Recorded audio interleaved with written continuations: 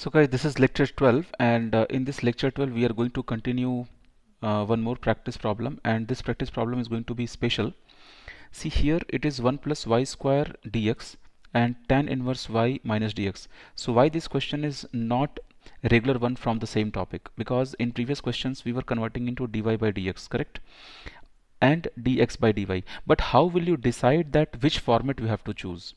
I mean to say dy by dx plus py is equal to q, or you have to choose dx by dy plus px is equal to q. Like, how will you decide? So guys, you can see here tan inverse is with y. Okay, it means that trigonometry is the function of y.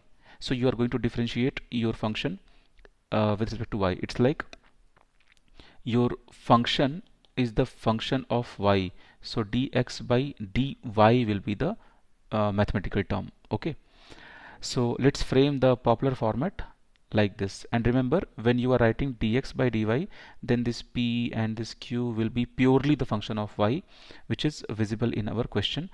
Tan inverse is the purely function of y. After that, see what I'm doing. I'm just removing this 1 plus y square from here, and I divided the term here and here. I am splitting this.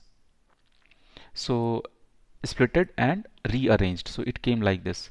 So it is clearly visible.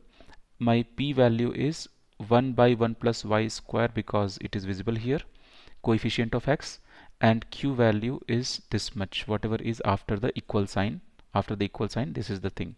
So p dy, notice here I'm not writing p dx, I'm writing p dy. So notice this change. Okay, so note integration formula for, because we are going to integrate 1 by 1 plus y square dy as tan inverse y, because we have to integrate. This p value is 1 by 1 plus y square, so your integration formula will come this much. So integrating factor became easy for us. This is e power 1 by 1 plus y square dy, and tan inverse y will be your answer. Okay, so we got our integrating factor, so substitute here for the final solution. So final solution will look like this, but again in final solution, when you will substitute q, then this integration is extra there. So I consider that this integration, uh, like, because in last previous lectures also I told you to improve your integration, but if you have not improved yet, so if you feel that this current integration what is given here is tough or hard, or you're not able to solve it, means you are literally zero at integration till now. Okay, you have to work really on integration. Otherwise you will only be knowing how to solve differential equation, but wherever integration will come, you'll get stuck. So most of the time, whenever they give tan inverse x or tan inverse y, it always comes with 1 plus x square or 1 plus y square, because there is a direct differentiation property. If you differentiate tan inverse x, 1 by 1 plus x square will come. So in this format here, you have tan inverse y here and you have tan inverse y here. So consider that tan inverse y as t. So let tan inverse x as t, in our case here tan inverse y as t. So 1 by y square dy will become your dt. So this change will happen in our case here, t and e power thing was there, so e power t and dt. Now again, direct answer for this integration is e power t minus 1, but a student should be able to solve when algebraic and exponentials are multiplied. You remember in your 11th 12th class you learnt IITian rule. Okay, IITian is not any rule or any principle, it is just a trick. Always remember, it is just a trick. It may fail also, but don't worry, at our level it never fails, whatever we have solved till now. I'm also including my experience. Okay, so t is algebraic function, so like sine, cos, tan, these things are trigonometry function. Sine inverse, cos inverse, they are inverse functions. Here e power t, a power t, r power n, these kind of functions are exponential functions. Okay, so when you write like I late, so whoever comes first, that became our first function, and whoever comes last, that became our second function. So you will rearrange like algebraic and exponential. So when algebraic is your t and second function is your e power t, so let's understand, if first function and second function you will write in this order, then how to integrate. So formula is first function you write as it is, no change, means t you will write here as it is. So here I have written t as it is. Now second function you have to integrate, so second function is your e power t, so I am putting integration sign here. Then you put a bigger integration, like you put a bigger integration. Then whatever is your first function, that first function you have to differentiate.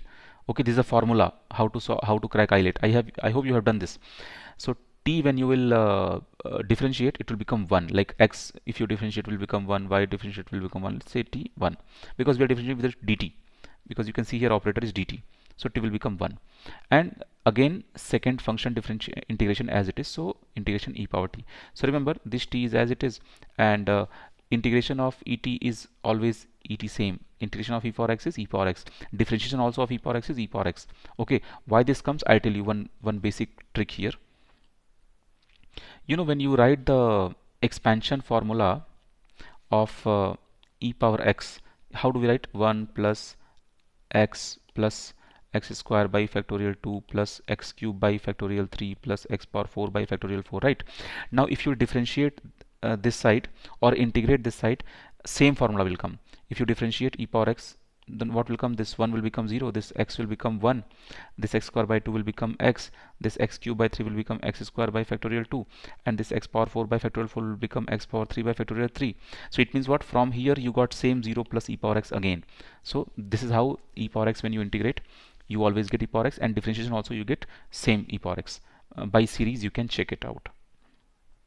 Okay, many people may be thinking, oh yeah, first time we are learning this. It's totally all right. This is why you are in concept library. Now also understand. So this question, I'm expecting that a student can crack by themselves, but still I have given solution in detail. So then what is remaining here? This t is as it is here. This e power t will become e power t. This 1 is 1, and this integration you will solve. Then e power t will come further. In this integration will solve, e power t will come. So e power t here. Take e power t common. This you got your this thing. So then replace t and t with tan inverse y, tan inverse y. Okay. And then left side was as it is, and right side we got this thing. So keep this in mind. Now remember, this question I am giving, pause this video and crack by yourself. X plus 2 y power 3 means y cube dy by dx is equal to y. Pause this. Now see the solution. So send this y here, send this dx by dy. These things now you practice now, so you be ready that in GATE exam you may have to convert into dy by dx, or you may have to convert into dx by dy. Both type of questions can come. Okay. So after that question will become easy. So I divided, and then x by y will become x by y, and here will get cancelled. So take this term left side. So dy by dx, dx by dy, and 1 by y x. So this 1 by y will become p, and this guy became your q.